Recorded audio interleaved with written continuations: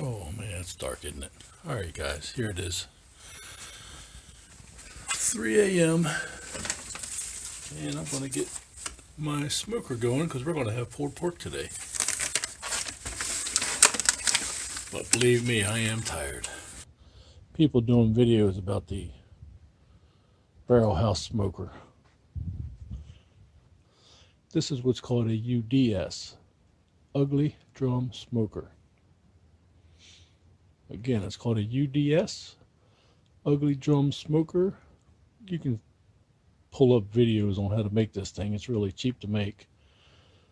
Me and my son made this one about 8 years ago. And it still works pretty good today. All it is a 55-gallon drum. We drilled holes in the bottom for vents. We put 4 of them in. We got a ball valve there, then just screw-on caps on the other 3.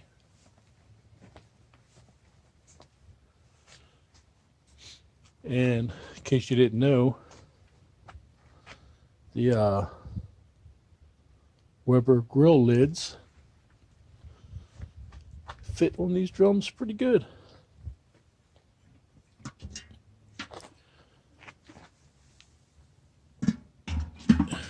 Alright, and what you do, well, we had to take a grinder and grind the inside of this thing out. That was hard work. It took us a while. You make you a basket. You put your charcoal inside the basket, put it inside the drum. We took some bolts. You can see them right here, right there. And that's what we lay the racks on. We took 4 bolts for the top rack, 4 bolts for the bottom rack. I don't have no videos on how we made this. Like I said, this was 8 years ago before I was into YouTube. But this whole thing only cost like $40 to make because I had the lid laying around. And like I said, the grill grates fit in there for a 22-inch Weber grill. But I'll shoot some more video when I get the meat put on. Actually, let's talk a little bit more about the charcoal basket in here. This thing is very simple to use. It does require some building. But hey, we all like to build things, right? I made it out of expanded metal and a smaller grill grate. I used the grill grate on the bottom, bolted the expanded metal to it. I'll show you a better picture of that another day. But then you just fill it up with lump charcoal, mix your wood chunks throughout the charcoal, and use about 10 to 15 Kingsford charcoal briquettes. Get them nice and hot when they start ashing over. You just dump it in on top of the lump charcoal. We'll be doing that right here in a second. Like I said, you got the 4 intake valves on the bottom.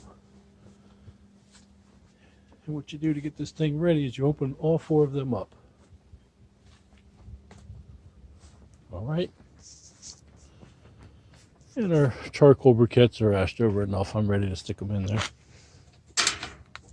So let's get those.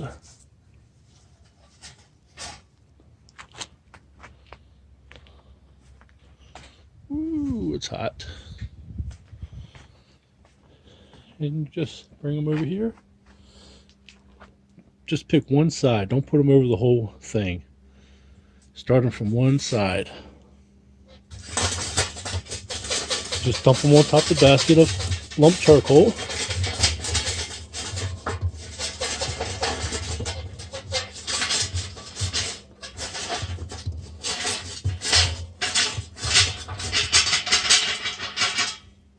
See how I got them on all just one side.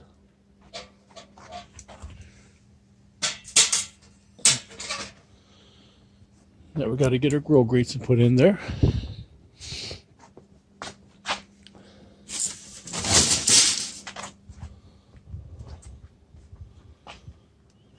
And you just stick this one, goes on the bottom set of screws.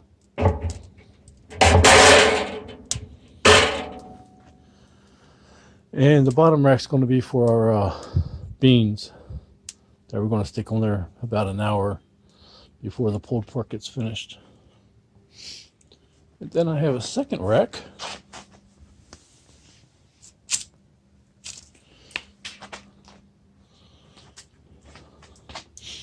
And this one just goes on the top set of screws.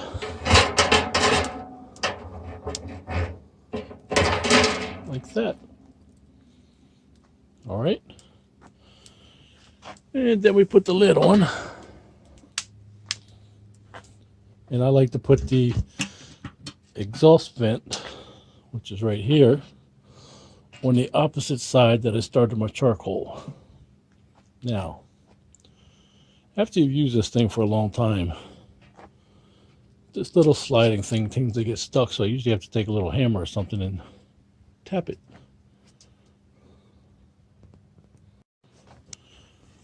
And I didn't have a hammer handy, so I'm just going to use this pry bar.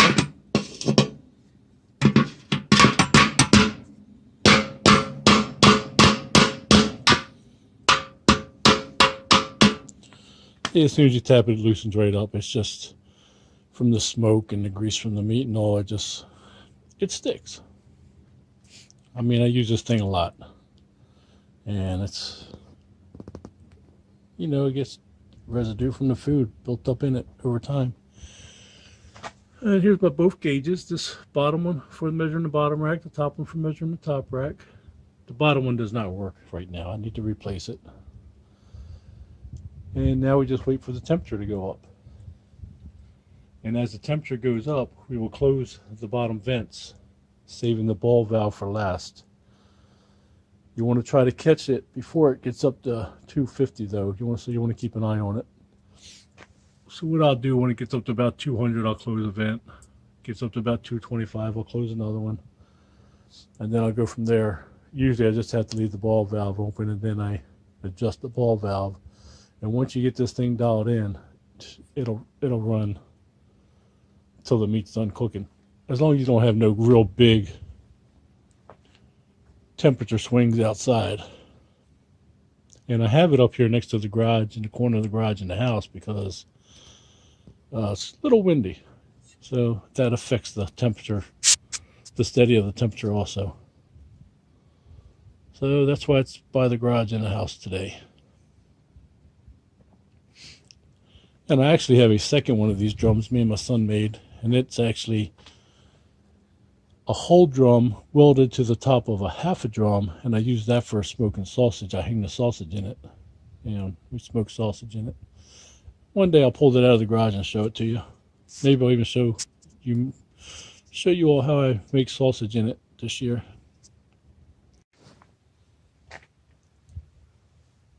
I don't know if you can see, tell, or remember, but the gauge is going up. We have smoke coming out the top. And we're at about 175 right now. I know the smoke are pretty good. So I'm going to go ahead and close one of the air vents now. And to do that, all you do is take this cap and screw it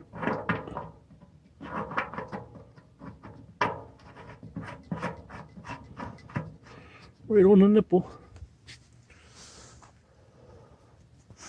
If you decide to make one of these and you do this, it's when you screw the nipples on, don't screw them on tight all the way, because like I said, the residue and stuff that builds up in the drum after multiple uses through the years, it will get stuck on there, and it's just hard to get them off, so I just tighten them up snug. Now what I'll do is when it gets a little warmer, temperature goes up some more, I'll close another vent.